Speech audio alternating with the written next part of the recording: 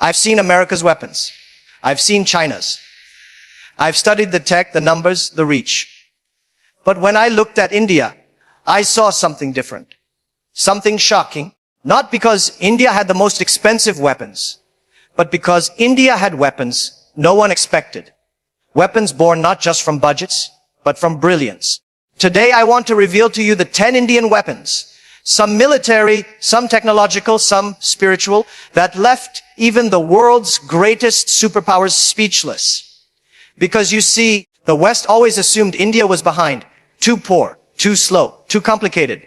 But they never saw the storm coming, and now it's here, silent, smart, unstoppable. Weapon Fei one's in the BrHMOS missile. You know what's scary? Not just speed, but precision sus speed. That's BrahMos. The world's fastest supersonic cruise missile. A joint venture between India and Russia. It flies at Mach 3. That's 3 times the speed of sound. Low altitude. Radar evading. Deadly accurate. Even US analysts admitted, if BrahMos is launched, you won't see it coming. And India can deploy it from land, sea, air, and soon submarines. America wasn't just shocked. They were studying it. Weapon A2, the INSARIAANT nuclear submarine. Most nations that hold nuclear weapons keep them above water. India keeps one beneath the ocean, moving silently. INS Arihant is India's first indigenously built nuclear-powered ballistic missile submarine. It ensures India's second strike capability. Meaning if India is ever attacked first, it can still end the attacker. This is balance. This is strategy. And yes, it left global defense experts stunned. Because India didn't boast, it just built. Weapon A3. Chandrayaan-3 moon landing on a budget. When the world spends billions to reach the moon, India reached it with one of the lowest budgets in space history. Now, 75 million. That's less than what Hollywood spends on a superhero movie. India became the first country to land on the moon's south pole. And it did so with grace, humility, and unmatched efficiency. NASA watched. Elon Musk congratulated. The world realized India doesn't waste. It executes. This wasn't just a scientific feat. It was a declaration. We're here. And we'll do it our way. Weapon 5 the AGN-IV missile, long-range precision, the Agni-Vs, is India's intercontinental ballistic missile with a range of over 5,000 kilometers. It can reach most of Asia, Europe, even parts of the US, but India has never used it to threaten. Instead, it says, we don't attack, but we will never be bullied. That calm confidence, that quiet capability, that's what shakes superpowers. Because real power isn't loud, it's ready. Weapon N5 the TEJAS fighter jet. India didn't just buy jets from other countries, it built its own. Tejas is India's light combat aircraft. Agile, fast, combat proven. Fully Indian, made in India, made for the future. Pilots call it the pocket rocket. Enemies call it unexpected. The West realized India no longer buys tech. It creates it. And creation is a weapon more dangerous than acquisition. Weapon Fate 6 AAD Advanced Air Defense System. You think only America and Israel have advanced missile defense. Think again. India developed the AAD interceptor, capable of detecting and destroying incoming ballistic threats. In other words, if someone fires a missile at India, India can shoot it down mid-air. Clean, silent, powerful. It's part of India's two-tiered defense shield, and it's still evolving. You don't hear much about it, because India doesn't hype its defenses. It owns them. Weapon Phase 7A. Radiram, India's anti-radiation missile. This one made global militaries take notice. Radiram is India's first indigenous anti-radiation missile.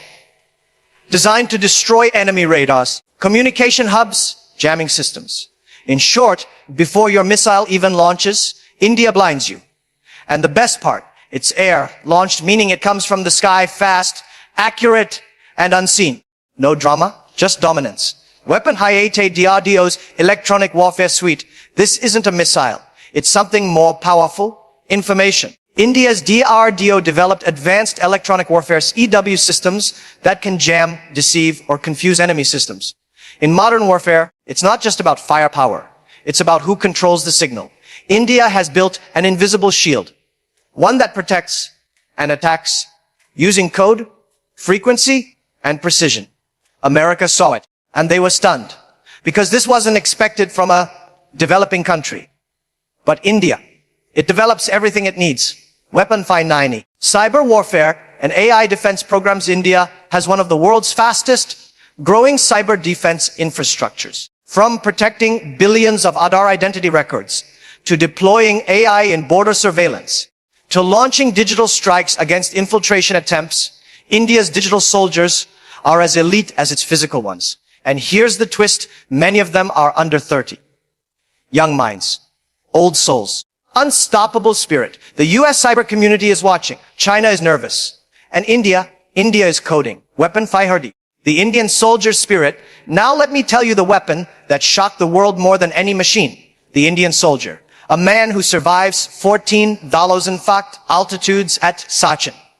Who fights with courage in snowstorms without complaint. Who doesn't fight for conquest, but for duty. Whether it's the Kargil war, surgical strikes, UN peacekeeping. The Indian soldier moves with one mantra.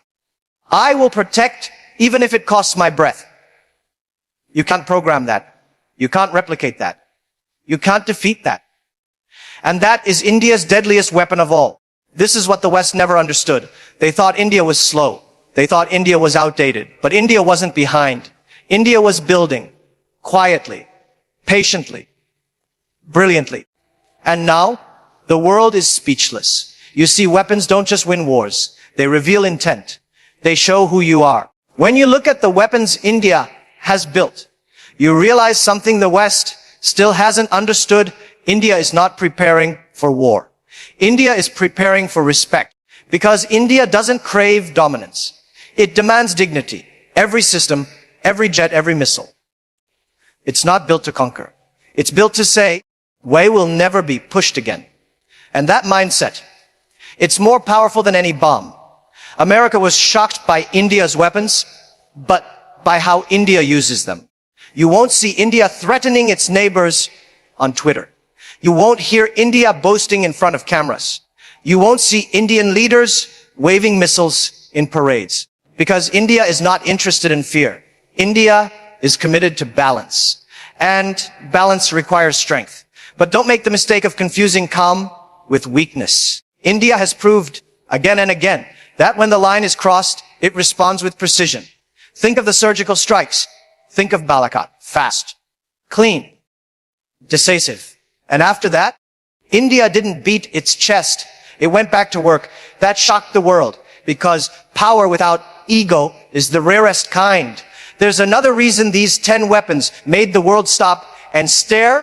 India built most of them itself. That's what America couldn't believe. They thought India was just a buyer. But India is now a builder, a creator. With programs like Make in India and bold steps in defense R&D, India has made one thing very clear. It will not depend on anyone. Not for weapons. Not for software. Not for space. And when a nation learns to make its own fire, it no longer fears the dark.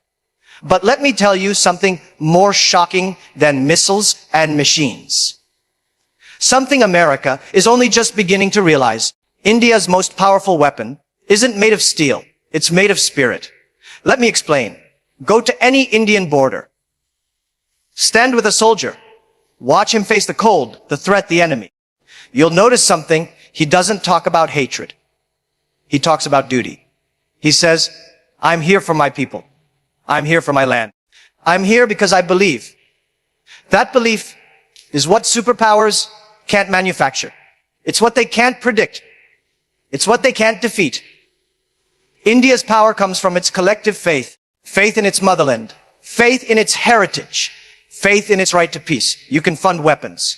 You can build labs. But you can't buy soul. And India's soul is indestructible. Let's talk about something else that shocked America. The youth of India. These aren't just soldiers with guns. These are coders with vision.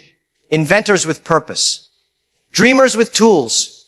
Every year, India produces over 1 million engineers, thousands of defense scientists, countless cyber warriors. They're not just joining big tech firms. They're building India's next generation defense. From AI, powered drone swarms, to hypersonic missile development, to quantum encryption prototypes.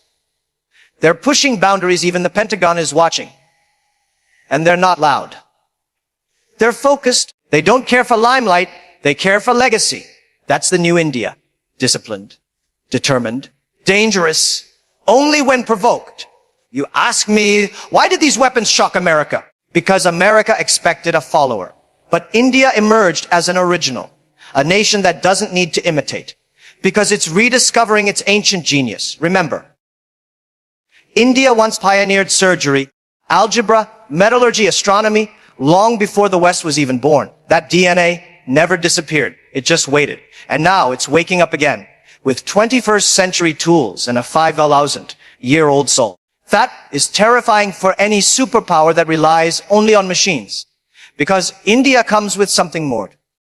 Meaning, let me say something bold and let the world hear it. India is not preparing to destroy. India is preparing to define. Define how defense is done with intention. How strength is expressed with silence. How security comes not from threats, but from clarity of purpose. India's weapons don't scream. They whisper. And when they move, the world listens. That's why the US is now seeking alliances. Why global firms are investing in Indian defense startups. Why even NATO intelligence is shifting focus.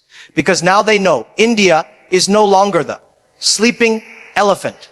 It's the thinking tiger. And this tiger doesn't chase. It waits. Watches. And when it moves, it reshapes the jungle.